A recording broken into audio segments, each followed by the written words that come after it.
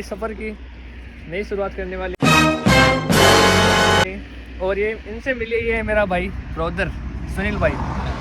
तो भाई सालासर जा रहे हैं हम। हाँ, तो आपको कैसा फील हो रहा है? बहुत अच्छा, बहुत बढ़िया लग रहा है। हाँ, तो नया साल आ गया है, तो आप कुछ लोगों को, हमारी ऑडियंस को कुछ कहना चाहते हो? बोलो। अब तो कौन बोली मारो।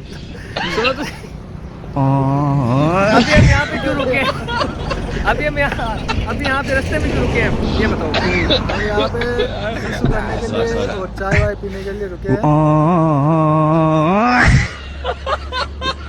सालासर दरबार जा रहे हैं बालाजी के दर्शन करने के लिए। मैं बस अपनी इच्छा से बालाजी के दर्शन करना चाहता हूँ कि ये साल बहुत अच्छा निकले मेरा, हाँ बहुत बढ़िया निकले, हाँ क्योंकि 2025 बहुत ही खराब गया मेरा। बिल्कुल, वो तो सभी का गया है, हाँ। आपका कोई पर्सनल नहीं गया।